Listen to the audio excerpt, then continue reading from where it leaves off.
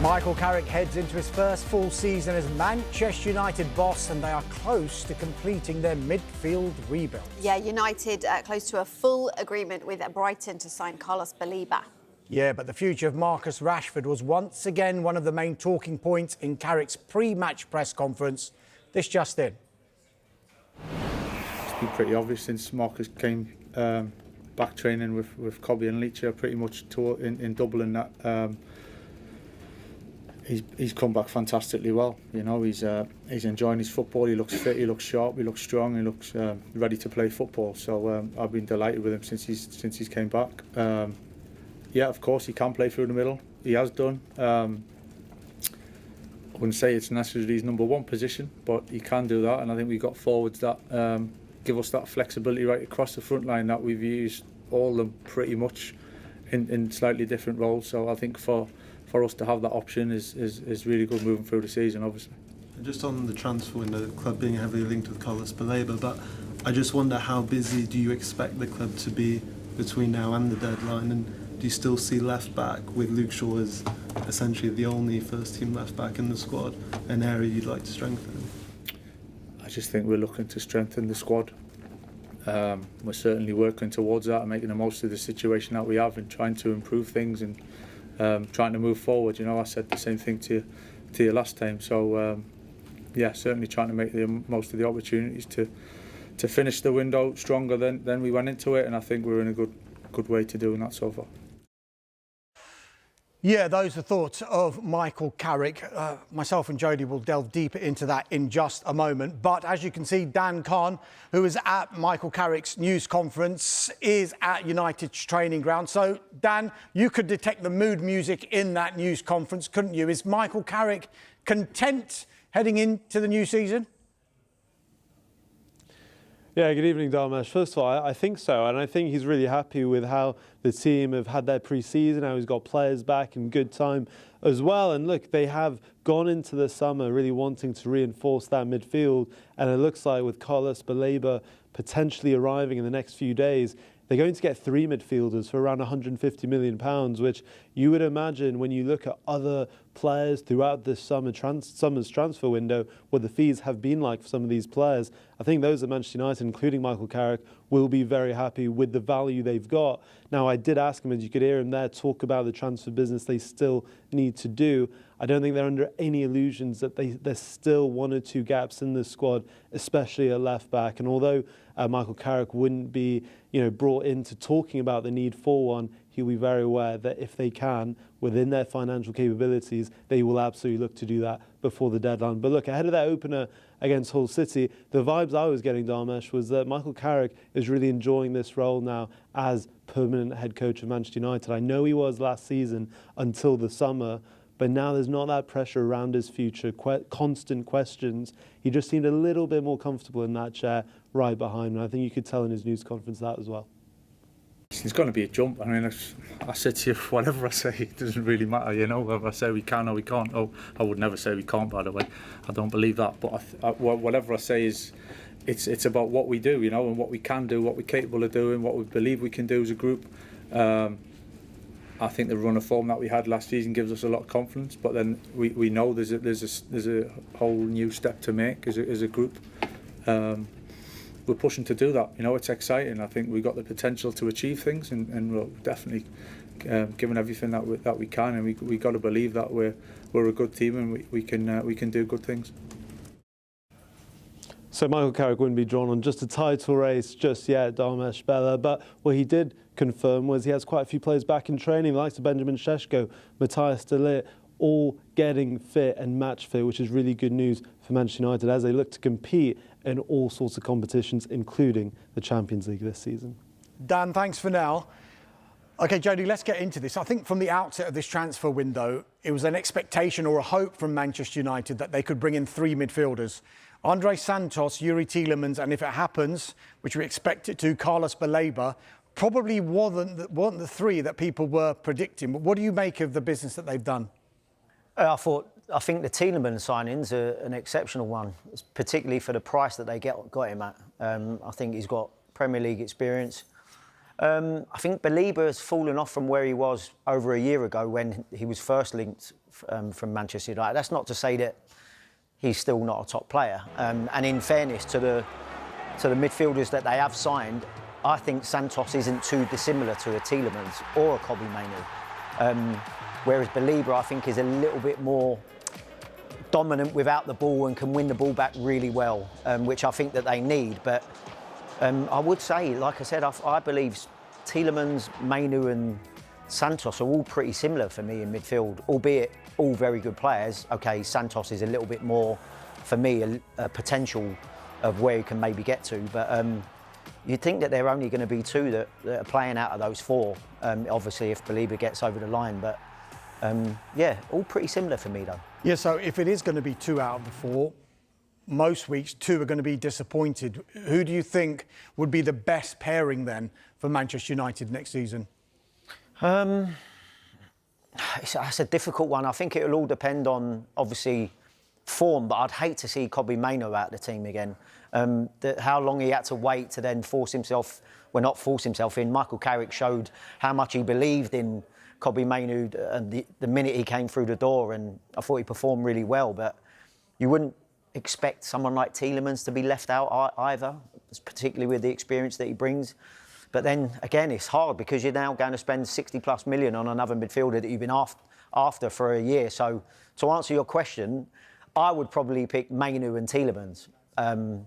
But I imagine that the manager is probably thinking that Belieber could be one that does maybe a little bit better off the ball and as far as winning it back.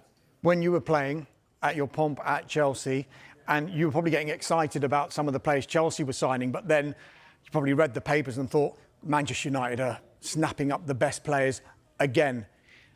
They're not in the market, as Michael Carrick himself admitted, for the £100 million players. Now, that's clearly something to do with finances, but also is it United learning lessons and harsh lessons from the last few years when they've spent big money and it hasn't worked? I think so.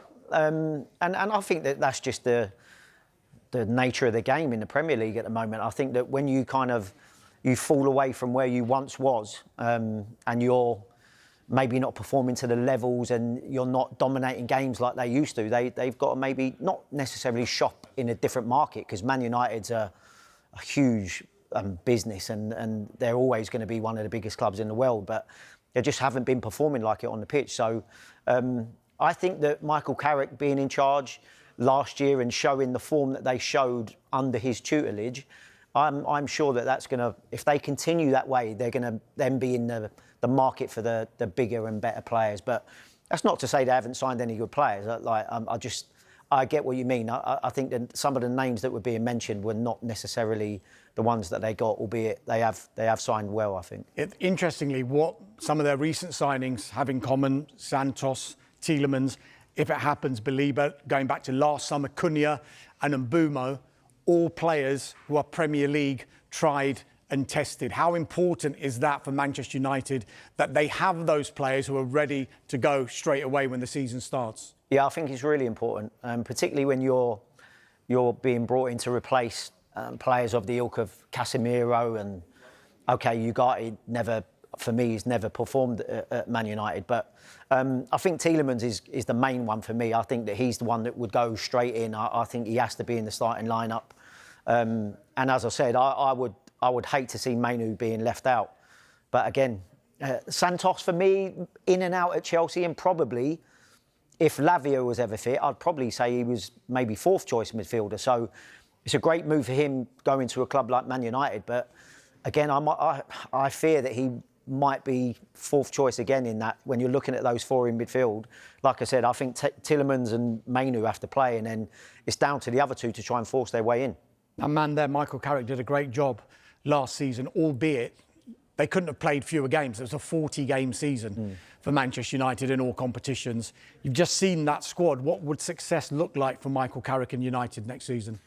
Well, I think that Michael would want to close the gap just literally from whoever it is that's going to be at the top of the league. I think we all believe it's going to be Arsenal. But I think what he did when he was in charge, you couldn't have asked for more. But this year is going to be a totally different ballgame. The fact that they're in Europe and they're going to be in the Champions League, it's totally different. Hence, I think why they're making reinforcements in certain areas where you wouldn't necessarily see everybody playing, but you've got to have a deep squad if you're going to be in the Champions League and hope to push Man United further up the league again. Brilliant stuff, Jody. Big changes at Manchester United and plenty. Summer, they rebuilt the forward line because they signed Mbermo, Cunha and Sesko. Yeah. This season, they're focusing on the midfield. We have to give United credit for a little bit. Their recent recruitment, obviously, they've gone back to players who know the Premier League. Yes. Yeah. That's been a big one. It's obviously the same mindset this year, bringing players in who are maybe under that radar, not your huge money.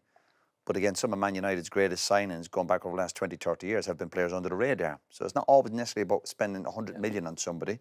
So I think these players will be good for Man United, but being good and trying to win a league title, I think defensively is the big problem. Were they right to ignore? Because obviously they wanted Tonali and Fernandes. They were absolutely and Anderson, but they wouldn't go to 170 million. I think Anderson wanted to go to City anyway. But on Tonali and Fernandes, they definitely wanted them too. Yeah. But when it gets to 100 million, were they right to say, "I'm going to be that's too much"? That was it. Yeah, and I think where the rumours are, they were told that if they kept going, the fees were going to keep going up. And at some stage you have to back away, don't you? Away, yeah. And obviously you look at our other signings. United seem to be in that bracket of buying lads for 50, 60 million. They've gone to a different market, Roy. And obviously they had their fingers burnt over the last few years. But again, they were buying players who weren't used to the Premier League. Yeah, but then as well, in terms of the prices, sorry, right, I'm just trying to work out. If you bring Belieber in, what are we talking? What is it, 60 million? Is he 65, 70? So what I'm saying Is that confirmed, by the way? Is that something? I think it's like it's pretty going to happen, close. doesn't it? Right. Okay. So what I'm saying is, are Tielemans those is 30 odd. So are those three players almost the equivalent of the two players what Tottenham signed? I think they've thought they need three, and we've got let's say we've got 150 million, whatever it is. They've thought if we spend 100 million on Tonali, we can't get the other two. So because they only have basically Kobe Mainoo and Fernandes. Agate's obviously gone. Casemiro's gone. Agate got injured badly. Forget Fernandes, he's more than number 10, but you've actually got four recognised first-team players for two positions. Yeah. My point being, then you've got the numbers. But if you were saying United's three midfield players and the two for Tottenham, and I said put them in a list of where I think they are, would you spend 200 million on those two rather? My point being is, forget the money. The Tottenham two are at the front of that list for me. If I was putting them in a list of who I rated as, I think the two are better than the three. Put yourself, because you've done this with Liverpool when they've spent big money. Would you spend 100 odd million on Tonali and 100 million on Fernandes? If I was Man United, I would. I'd have paid 85 on Fernandes. Fernandes, yeah. I thought that was the one United should have done. No, I understand Tonali, he's a little bit older, I think he's getting 26. I think Fernandes is a really good player, and I think 85 might look cheap in 3 or 4 years. You know the thing with them two signings, though? I think he's a good player. No, I think he is a good player. I think he's certainly talented. Who? Tonali? No, Fernandes. Fernandes has gone to Spurs. Yes. Now you watch it, and I know players can get relegated. I got relegated. He's on the back of 2 relegations. I think a talented boy, no doubt about it. But again, we go back to that, and we have to be very careful here. Of course, you need talent, but again, I go back to that personalities and characters. Has he got that? With that? I know he's still learning his trade. He's still, but the Tonali one I felt was. not Tonali. I'm on about Fernandes. I get that, and I did think 100 million. Wow. You know, and I'm a big fan of Tonali. The Fernandes one, because he was so young, I think he's only 21. People were saying it was expensive. For me, when I looked at it, I thought, I don't think that is as expensive. But that was one of the deals we were told. His age. Spurs apparently did. That was the chat. They're going to keep going. Even if you're going. Can't Man United take that hit, Gal? Going. And United thought, we're not involved in an auction here. That's what we heard. See where Man United are, where they're shopping now. So you're saying that Man United can't take the hit of trying to get Tonali and even Fernandes if they can't afford that now, because like you said, Roy, they're shopping in a different level now. Which is that where Man United are? That's what I'm saying. No, I think what happened was, Agate, I'm not a fan, but he gets injured. Mainoo's basically left on his own in midfield. They do need 3 because they've got probably 50 games this season, 55 games. So I think they thought they need 3, and we have to make sure we try. If we spend 110 million on Tonali or nearly 90 million on Fernandes, it's not going to work out with the other two. So I think they needed that extra player. They needed the extra player. I think else they would have been short. So I think that's why they've done it. They've gone for 3 good ones rather than say maybe 2 slightly better ones. You know what I mean? I think and that doesn't mean that can't. But no, I can see the logic with that as well. Of course, you've got to. Is that where you are? Balance. That's where they are. I know. I understand where they're going. Well, you're happy with Tielemans, because I do think he's a consistent Premier League player. You know, sometimes you bring players in and they need a season to settle. I think you know what you're going to get with him. I like him. Yeah, I do. Yeah. I think he's a good player. But again, if we're talking about United, is that midfield that will win the league? I don't think so. And I think obviously again, I'll go back to it. They struggle at the back. But Tielemans is kind of a safety bet for United, because over the last few years, the players have been. Casemiro is a great example, spending huge money, big wages. Tielemans, he knows the Premier League, he's an experienced international. And I think going to Old Trafford, obviously Villa have been successful last year too. I think he'll be fine with the expectation. But do I think he's going to get United at the very top? The answer is no. I think it's interesting what you said, Ian, because I think if you, in the past, United are there, Tottenham are there, aren't they, in terms of like the players that you're almost attracted. It almost feels like, I don't know how many years ago, that would almost be the other way around, where it'd be United going and getting Tonali and Fernandes, and Tottenham would have to do with the others and say, well, we can't get the ones off the top shelf. We've got to get them just a little bit below. I think the two they probably would have wanted 2 or 3 months ago would have been Anderson and Fernandes. They were the two, I think, that they would have thought that's the. But City obviously have done a deal with Anderson. He's chosen Manchester City, so you can't do anything about that. You know what's really, when I look at that, what's really, I'm not baffled, but I'm just like, for him to choose City over United, especially when now Rodri's gone, Pep's gone, it just seems, it seems like it's a little bit more of a chance he's taken where it was, he had the capability of maybe waiting. I don't know. You know, City fans, I remember when I mentioned City fans say, what do you mean he shouldn't come to us, should have went to United? It just But these younger players don't see Man United the way we used to see Man United. Without a doubt, so you're going, you've Man United or City, obviously he's still a young player. The last 4, 5, 6 years, he's looking at Man City going, the other team who win all the time. I don't think he's... Man United ain't got that no more? I don't think so. Not that pull for some of these younger players. You might say to Anderson, like I would say to him, going, well, go to Man United and help rebuild Man United. You'd be like, what can't they done and all these lads? But they're like, no, Man City are they're already doing it. They're all doing it. And again, I guarantee he's getting a lot... Listen, I could be wrong. He'll get probably a lot more wages at City than United. Where do you see Anderson kind of fitting in? Do you think he has to play as a 2, or could he do that single wall that a Rodri I don't think he's got the discipline for that. But can he learn it, though? Of course, well, he can do. Yeah, but he have to learn quick, yeah. But I think he's, at the moment, his age, and I think the discipline will come as he gets a bit older. But I think at the moment, even though you watch him, even with England, he does chase stuff. Yeah. This is if you want him to do that, there needs a discipline. Yeah. Well, that would have been helped and to learn from him. It was interesting the role he had in the Charity Shield, wasn't it? Where he was almost in that Kevin De Bruyne position, wasn't he? Where he was high up. Doing them couple when of I see him for England, well. and I don't know if you're talking off the ball, Roy, where he's sort of moving about, but he looks to me like the type of player, when I watched him with England and Nottingham Forest, he always wants to be on the ball. He's always painted me like that. And when I was watching him in the Charity Shield, he's almost like, it's going on over there and I'm out of it. Yeah. You know what I mean? So I don't know if Rodri going means he slots into there or what he plays that deeper role. But again, he's got to learn, which he will do, no doubt, is going back and getting off the defenders. The really top defenders go, you don't need to be coming back here. You're not a Forest now where you need... You know, of the new Premier League season. And this summer, they're having to comply with brand new financial rules. Forget PSR. This season, it's all about SCR. Profit and sustainability rules have been replaced by squad cost ratio. Now, under PSR, clubs could lose a maximum of £105 million over a 3-year rolling period. Now, clubs have a season-specific spending cap. Their on-pitch spending is limited to a percentage of their football-related revenue, and that percentage is 85%. But it's not quite as simple as that. Now, moving to SCR brings the Premier League in line with UEFA, but with a crucial difference. UEFA limits clubs' on-pitch spending to a maximum of 70% of its total revenue, rather than the Premier League's higher threshold of 85%. And this means that English clubs in Europe this season have to work towards that upper limit of 70%, whilst those outside Europe in green have a higher threshold. But it's still not that straightforward. Those clubs outside of Europe have an additional headroom to go above 85%. In fact, they can go up as far as 115%.